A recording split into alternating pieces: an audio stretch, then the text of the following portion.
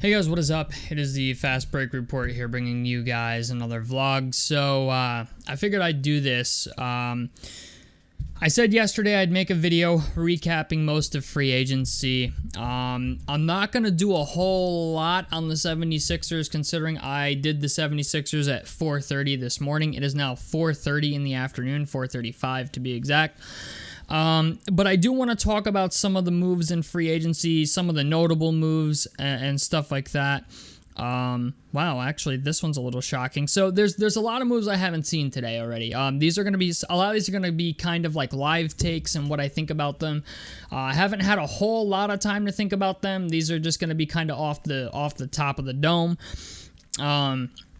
But I guess the first one we'll do is the 76ers. I did it this morning, but Paul George, Kelly Oubre, the Paul George signing was huge for them.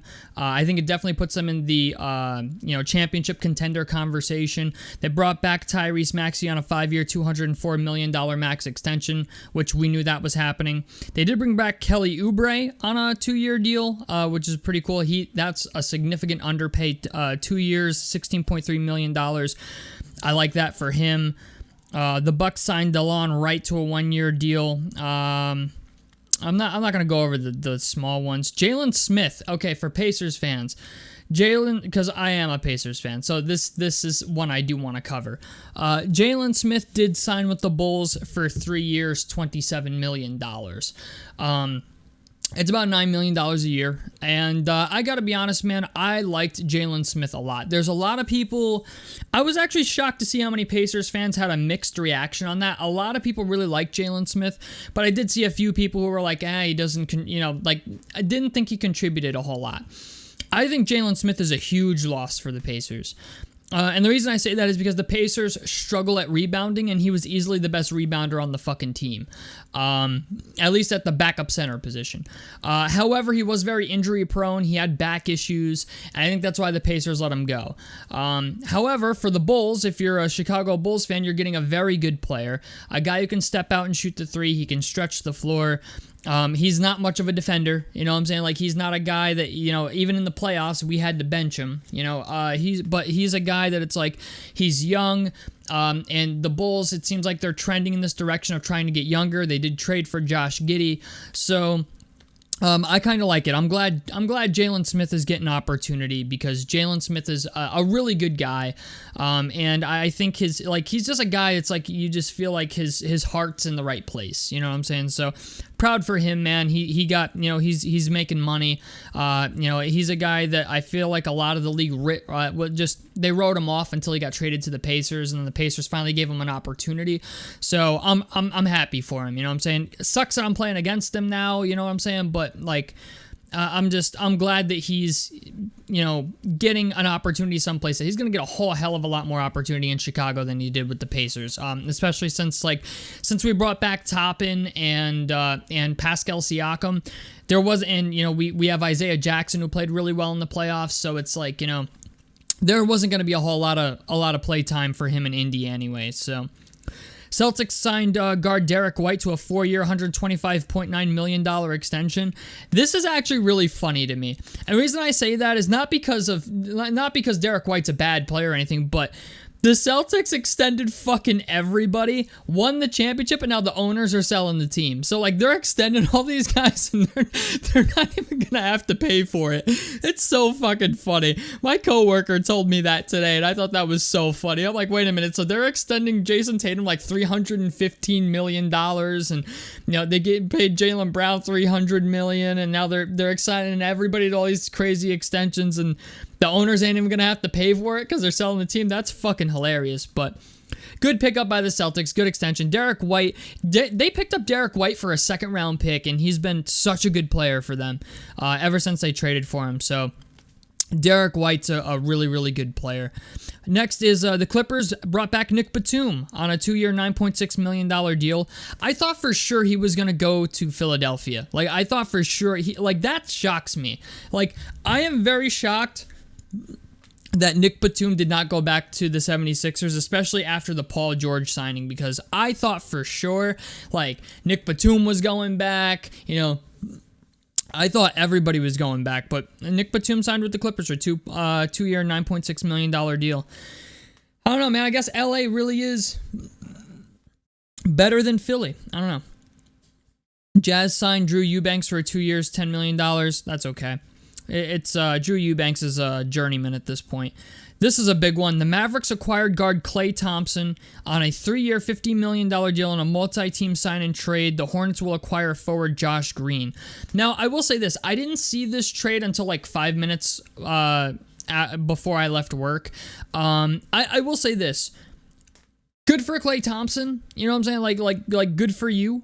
But the thing is, I don't know how much better Klay Thompson actually makes the Dallas Mavericks. Like, they had Tim Hardaway Jr., and Tim Hardaway Jr., granted, did play like shit for them. But the thing is, like, Klay Thompson, it's like he's still an okay defender. He's not great.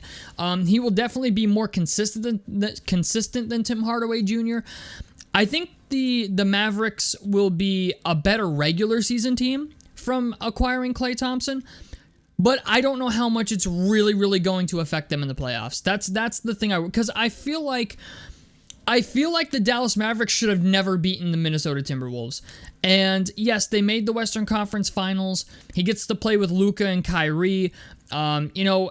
Similar setup, I guess, to, not even similar setup, but just the idea. It's like, I'm happy for Klay, but at the same time, I'm like, dude, you should have went to, like, the Lakers. I just feel like he would have been a better fit with a team like the Lakers, or a team like even, obviously you can't go to the Milwaukee Bucks, but it's just the idea, like, I felt like there was maybe some better destinations for Klay Thompson than the Mavericks.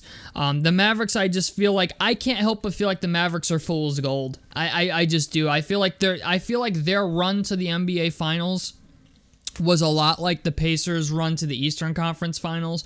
It's like, yeah, you got there, but, to be fair, like, Kyrie did cook the shit out of Anthony Edwards, but I just can't see that happening again. You know what I'm saying? Like, I don't think they're going to get that to happen again. I just don't. The Mavericks are very good. They're a great defensive team. They're a solid squad. But if I was a betting man, I'm going to say they're not going to be the team that gets back to the Western Conference Finals. I have a feeling that it will be OKC. Like, OKC, now that especially because they got Isaiah Hartenstein today, we'll get to that. But I just feel like that's, at this point, OKC and the Minnesota Timberwolves, and even Denver, depending on what they do, is where I'm at on the Western Conference. The Pistons signed Tobias Harris to a 2-year, $52 million deal. It's about $25 million a year. That's about what Tobias Harris is worth. Kind of shocked he went to the Pistons. I mean, they had $51 million in cap space, and even after this, they still should have about $25 million left in that ballpark, in that area, mid-20s. Good. He's an okay player, but I don't really know what. Like, this was a money move. This wasn't exactly a go out and win a ring move, but guy's gonna do what a guy's gonna do.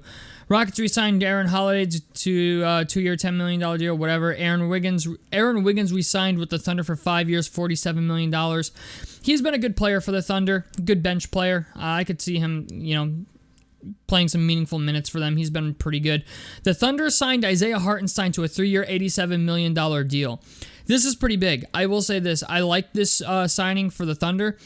I knew that the New York Knicks were going to lose somebody, and it was going to be OG Anunoby or Isaiah Hartenstein. If you've been around for a while, I've been saying it's probably going to be Isaiah Hartenstein, but this means Chet Holmgren's going to move to the 4 position. And that's great. I think that's great for them. I think Chet Holmgren is naturally more of a 4. He reminds me more of Kristaps Porzingis anyway, and I feel like that's a more natural fit for him. He can put the ball on the floor and, all that other stuff. And Isaiah Hartenstein's a great offensive rebounder. I like this for the Thunder. I like all of the Thunder's moves that they've made this offseason so far. They weren't like super crazy big splashes, but they were improvements nonetheless. Like the Alex Caruso trade. Then they signed Isaiah Hartenstein. They also brought back Isaiah Joe on a 4-year, $48 million deal. He's a really good player. So, to me, OKC's the team. I'm just saying that. Like, to me, OKC's the team in the West that I expect to get to the Western Conference Finals this upcoming year. Timberwolves bring back, re-sign Luka Garza. Warriors sign guard DeAnthony Melton to a 1-year, $12.8 million deal. He's okay. It's a good signing for them, but it's not anything to call home about. And then we got the signings from yesterday. So I went over Andre Drummond and Eric Gordon in the video this morning. The Bulls. Oh, man, the Chicago Bulls, my favorite team. They signed Patrick Williams to a 5-year, $90 million deal. They did bring in Jaylen Smith, who I like. But the problem is Patrick Williams is underperformed. I feel like Patrick Williams has not lived up to the hype. And 5 years, $90 million is all right for him. But the thing is, I also learned that at the trade deadline, the Philadelphia 76ers offered the Chicago Bulls 2 second-round picks for Andre Drummond, and they said no, and instead, Philly lost nothing and signed Andre Drummond in free agency anyway. So, congratulations to the Chicago Bulls. You, once again, have made another move to make you look like a poverty franchise, so congratulations. Dude, if Mark Eversley gets to keep his fucking job after this offseason, bro, I have no hope for Chicago. I just don't. Like, there was so many fucking wrong, like, I don't want to talk about it. Never mind. Derek Jones Jr. went to the Clippers on a 3-year, $30 million deal. He's good defender. Stepped up a lot in the playoffs for the Mavericks. Derek Jones Jr. to the Clippers I like. James Harden signed a 2-year, $70 million deal with the Clippers. That's a fair contract. I think that's a fair contract for James Harden. That equates to about, $35 million a year? That's about what he's worth. I'd say anywhere from $25 to $35 million for James Harden is in the ballpark. So, I like that deal. I actually like that deal for the Clippers a lot. This one was shocking to me. The Clippers signed Kevin Porter Jr. to a 2-year contract. Now, the details haven't really been released on this yet, I think. But the idea that they're giving Kevin Porter Jr. a shot, we know he can play, right? But the thing is, it's like, can he handle the off-court shit? Can he be a mature basketball player? That's the question, because this man's been getting in a lot of shit ever since he came into the NBA. And, I understand why the Clippers did this. They're kind of a desperate team right now. Now that Paul George didn't come back, it seems like they're trying to find, scrounge for scraps at the table, so to say, to find a decent roster to put around Kawhi Leonard and James Harden. But Kevin Porter Jr. was shocking to me. Like, I know he was playing basketball overseas, but the idea that he made his way back into the league so quickly was very, very astonishing to me. But anyway, Kevin Porter Jr. is back. Listen, man, one thing I've learned about sports, it's like you could do probably the most heinous thing in the fucking world. If you can play, like, if you can ball, you will get an opportunity. It depends on how far the antics go. You know what I'm saying? The Heat brought back Kevin Love on a 2-year, $8 million deal. Good deal for Miami. $4 million a year for Kevin Love is kind of cheap, actually, I feel. But Kevin Love's also, like, he's on the decline at this point. He's not Minnesota Timberwolves Kevin Love anymore. So he's a good vet to have around. I can see that. Alex Len, don't care about. Omar, some dude got waived. Lakers re-signed Max Christie to a 4-year, $32 million deal. He's a young guy that I'm sure the Lakers seem to have a lot of confidence in. This one shocked me. This one was kind of shocking to me, actually. The Magic signed guard Kentavious Caldwell-Pope to a 3-year, $66 million deal. That is $22 million a year for Kentavious Caldwell-Pope. Now, don't get me wrong. KCP is a great player, but that feels like a slight overpay. $22 million a year for Kentavious Caldwell-Pope to be a 3-and-D guy on a team that I don't think is really doing a whole lot. Like, I'm not going to get, like, the Orlando Magic are a good team, but I don't think KCP really makes them, like, a whole hell of a lot better. Like, it's not taking them to that next threshold level, you know what I'm saying? It's not a Paul George signing, you know what I'm saying? It's not a, like, at least the Clippers are trying to make notable moves. To me, this isn't a notable move. I kind of wish the Magic would have went after Miles Bridges, but they got KCP. KCP, to me, though, is like, the reason I don't like this move is because it feels like the Magic made a move just to make a move. You know what I'm saying? Where it's like they're really trying to grow their squad, and while KCP is a good vet, he's a good 3-and-D guy, I'm just like, you've got Paolo Banchero, you got Franz Wagner, Miles Bridges is a guy that could have played the two. I know you have Jalen Suggs, but what they really needed, I think, was a center, and they just didn't get that. I mean, I'm a little shocked because Jonas Valanciunas was out there and got signed for next to nothing, it feels. So I'm a little shocked that they went the KCP route and didn't go the Jonas Valanciunas route, but I digress. The Mavericks signed forward Najee Marshall to a 3-year deal worth $27 million. That's a good pickup for the Mavericks. I like Najee Marshall. I think he has a lot of upside. So I'm cool with that. That's a nice contract. The Pacers have signed forward Obi Toppin to a 4-year deal worth $60 million. Now, I'm probably gonna piss off some Pacers fans with this, considering I'm a Pacers fan. So we gotta cover this. Obi Toppin got slight overpay, $15 million a year. If Obi Toppin gets traded for somebody else, do not get upset. Because I feel like part of the reason they were okay with paying him more money than Aaron Nesmith is because at the trade deadline this upcoming season, if we're really, really on a fucking roll, there's a chance that Obi Toppin gets traded for somebody else if somebody becomes available. That's a big speculation piece right now about this contract. Is a 4-year, $60 million, $60 million for Obi Toppin. Is it's not bad. You know what I'm saying? I think he should have made more than Aaron Nesmith. No. But I do understand, new CBA, money's going up, so I kind of understand it. It's still a fair price. It's a very, very slight overpay, not even enough to bitch about, really. But it's just the idea, like, if a player becomes available, expect Obi Toppin and even possibly TJ McConnell or Andrew Nembhard to be included in that. I know that sounds crazy to say, but if a player becomes available and that's that one piece we need, expect it. That's all I'm saying. Like, Obi Toppin is a guy that is officially, I'm not saying he's going to get traded because I don't think he is, but just the idea, like, he's eligible at this point. So that's the reason I'm putting it out there. Pistons re-signed guard Cade Cunningham to a 5-year, $226 million max deal. Congratulations to the young boy. $226 million. Got his bread. I'm going to be honest, I didn't expect the Pistons to make a whole hell of a lot of moves, but they did give Cade Cunningham a number 2 a little bit in Tobias Harris.